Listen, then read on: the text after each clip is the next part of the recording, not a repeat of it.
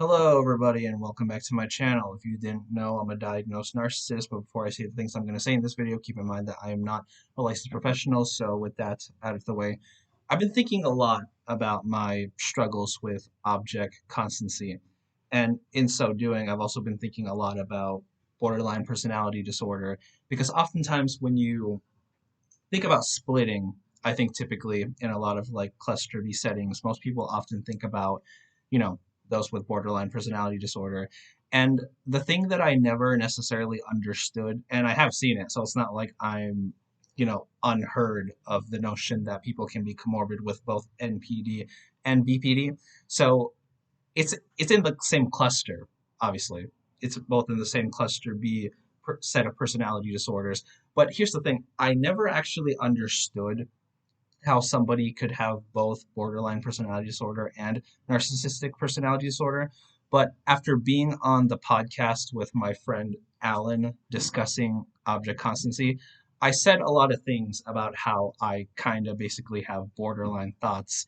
And it kind of made me piece together how exactly, or at least this is how I imagine how you can have both NPD and BPD. So if you happen to be somebody with NPD and BPD, let me know your thoughts if I'm, articulating all of this properly. I mean, like I said, I'm not a licensed professional. I know a lot of us that are diagnosed are not necessarily licensed professionals, but it would be interesting to hear experiences in how these comor comorbidity, I can't fucking talk, how the comorbidity works, basically.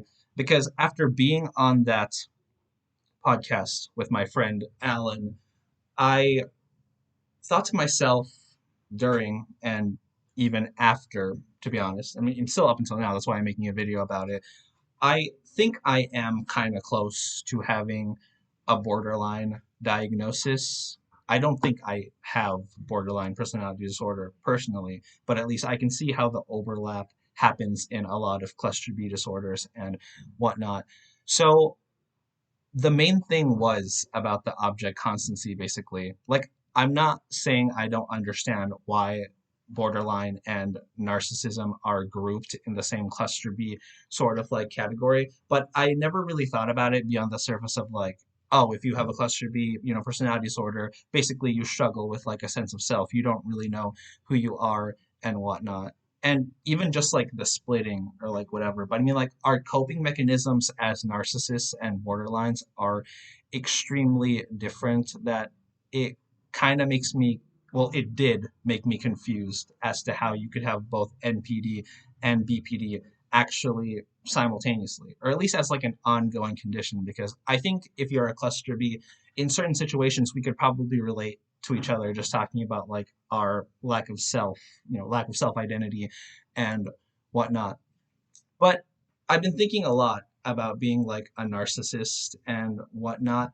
And I think I've come to this conclusion that perhaps the only reason I don't have a borderline personality disorder diagnosis is because as a narcissist, or at least in my form of NPD, I can stop myself before I realize that I might, transition to a borderline state. And what do I mean by that exactly? Well, in this particular podcast, when I was, discussing object constancy with my friend Alan, I mentioned that I do have, like borderline thoughts and whatnot. And when I think borderline thoughts, I basically just think insecurity. Obviously, people with BPD are extremely insecure. As a narcissist, I am extremely insecure because narcissism only comes out as a compensation for, said insecurity and whatnot. But the stereotypical thing that you imagine with people with like borderline personality disorder is that basically they split in this notion where they can be really, really unhappy, and, unintentionally they might push a lot of people away. And then they kind of go into like this panic mode. And, that's basically where all like the hysterics and, drama of it comes from, where it's like, oh, I'm not actually happy with you because I'm not secure in myself, or you don't make me feel loved enough. And then it kind of just pushes that person away, which is actually very common in the NPD and BPD dynamic, which is why narcissists and borderlines tend to be, really, really attracted to each other, because narcissists will naturally want to take the dominant role in a relationship, obviously, because we want to elevate ourselves as a way to compensate and make ourselves feel better. people with BPD, borderlines are typically, comfortable in putting themselves ahead in the submissive position and whatnot. But then obviously that fails the moment where they start, splitting essentially. Because I made a video talking about borderlines a while ago. I forgot what it was called, but I think a good thing that I said in that video that actually sums up a lot of the BPD pathology is basically how much are they willing to sacrifice themselves for the validation of other people. And I think as a narcissist, it's basically just like the opposite way. Like, how much am I gonna shun other people to in order to basically like elevate myself and whatnot? And the reason why I'm saying shun other people is because, oftentimes when you see the things about narcissists online, they often talk about how like narcissists devalue other people. And I thought about that a lot more. I definitely do have to devalue other people in order to make myself feel better. I have to tell myself that other people are not as important as me, and I have to prioritize myself. And I only have my back, and I'm already the best anyway. So like, why should I care that I'm not like associated with these perceived weaklings as my narcissistic mask and persona would basically project onto other people. So I think the reason I don't have a BPD diagnosis, but maybe I could be this close to actually having a borderline personality disorder diagnosis, is basically because I think I have to devalue other people, because the notion in which I give somebody power to potentially affect how I feel would just bring about like this intense amount of shame that I simply cannot handle. And this is the thing that sucks about having like object constancy, basically, is because it makes a lot of my relationships with other people look so, I guess, not connected, I suppose. And that's why having a cluster B personality disorder is so isolating, is so lonely, I guess, is because, especially as a narcissist, you kind of just tell yourself that like it's lonely being at the top and nobody would just understand me anyway. And it's not like, well, why do I even need anyone to, understand me to begin with? Because as a narcissist, I think it's very common to basically have avoidant attachment styles. So, and this is the thing that I hate, because I struggle with object constancy within myself and other people. So I don't know how to retain that other people still like me, even if they're not constantly telling me that, oh, I'm the best, I'm this, I'm that. Because I know in my idealistic form of a relationship, which again is why narcissists and borderlines tend to attract each other in the first place, is because I just want somebody to constantly basically like reassure me. But I hate that need that I want somebody to like reassure me, because like it's crippling to the mask of narcissism. And I think basically this is why narcissism is essentially a facade. You cannot be too full of yourself, because in translation, behind all of that is somebody that is actually extremely insecure and somebody that does absolutely nothing at all. And that's basically the contradiction that, like, I'm saying, because naturally, as a narcissist, you can expect that being praised would be nice. I think people should just bow down to my feet. Like when I walk everywhere I go, people should just think that basically a god just passed by them, essentially, or something. But then again, why do I even need that if I'm supposedly already like so secure? So there's always this like contradictory like sort of thing. And I think the reason why a lot of narcissists are so avoidant in attachment style, or at least I can explain why I'm so avoidance in attachment styles, because I'm seeing the similarity in which how I would basically act like somebody with like borderline personality disorder if I were to, I don't know, let me just set an example basically. So if I was in a relationship with a woman, basically, I'm always anticipating something to go wrong, essentially. Or even just a friendship, or just any relationship. But I guess like it's an easier example to just use like, I don't know, a romantic relationship in this case, because this is what I've noticed. When I get into arguments with other people, I see my identity as only being within that argument. And I can't stand the fact that, like, if they're right, all of which my wrongness, my insecurity, my inferiority will just, spring about on the surface, which is why I literally hate admitting that I'm wrong, which is why I'm, hella fucking like stubborn. I will do anything to protect that I'm the best, and or at least like right. At least like being right is extremely important to me because I tell myself that like even if you don't see me in a high regard, it's simply just because you're stupid and I can move on.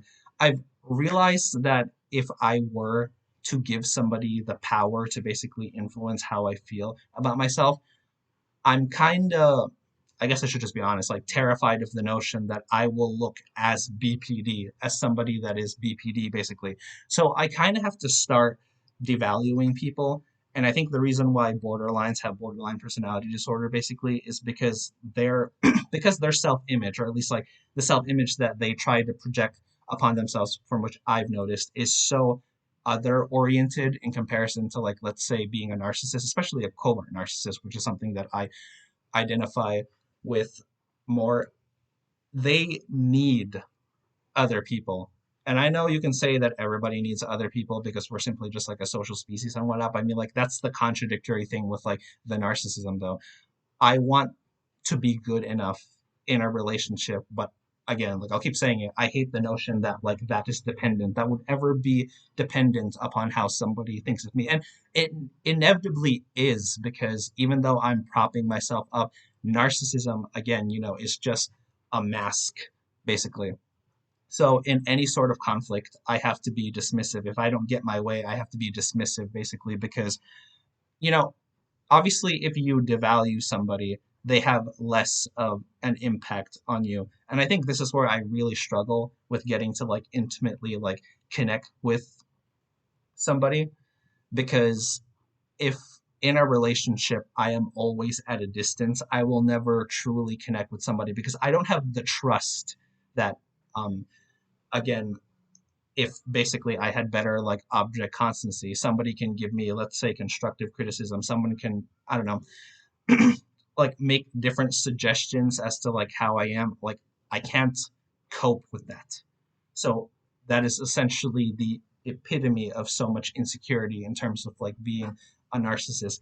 And I see people with BPD freak out as if like it's the end of the world.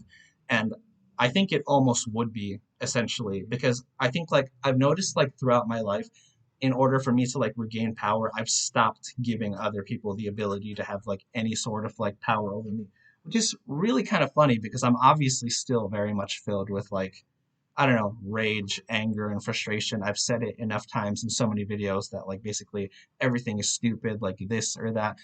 I try to delude myself that my narcissism makes me zen, but in actuality, it doesn't at all because, again, um, maybe more than I'd like to admit, I am affected by everything, basically. I mean, I would have to be to think that everything is stupid, to think that everything is dumb, to think that like everything is just, like a piece of rotten garbage, basically.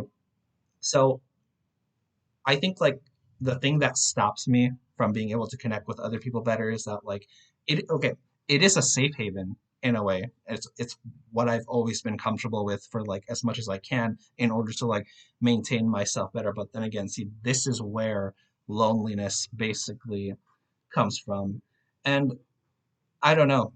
Sometimes when I think about like, okay, I need to trust other people more in order for them to show me that they can trust me as well. Because obviously, I don't know, our relationship has to be like a two-way street, I guess. Or see, I can't even believe that. I don't believe a relationship is like a two-way street because to me, if somebody is always on top and somebody is always at the bottom, basically, I always think whenever I hear the word like compromise, it's just like a buttered up way to say that my feelings are actually more important than yours under the disguise of equality. But that doesn't make any sense because to me, equality basically cannot exist because I very much have, this extreme hierarchical thinking of like humanity, relationships, and whatever, and stuff like that.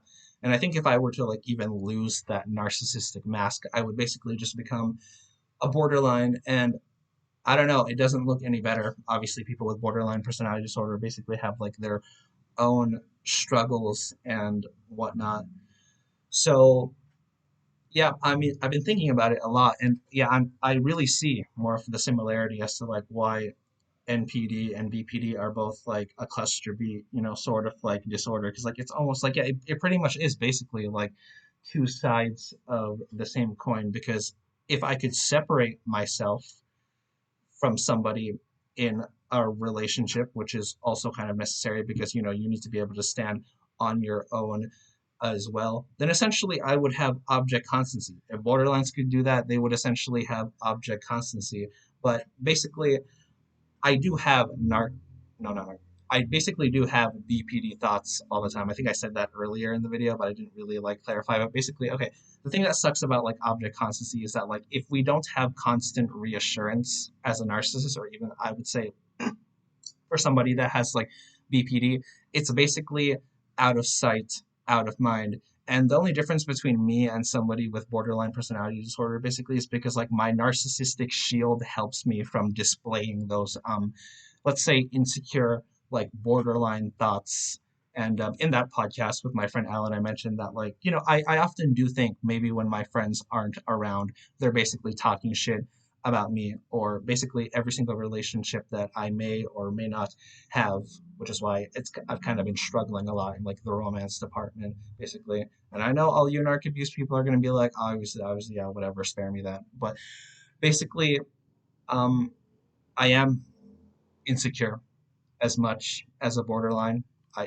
It's just easier being a narcissist to just like not have to show it, basically, because kind of like what I said, even with friendships, I think behind my back they could be talking a lot of shit and they're just pretending to like me because I am not actually somebody worthy of being you know liked in any sort of like capacity. And when I think about being in a relationship with a woman, if she's not there, if she's not constantly like telling me as to like why I'm a great boyfriend for like X, Y, and Z reason, it's like that insecure part of me is just screaming like, oh, she's cheating on you with another guy, she's flirting with another guy, she's kissing with you know another guy, and it's like I don't want to deal with it.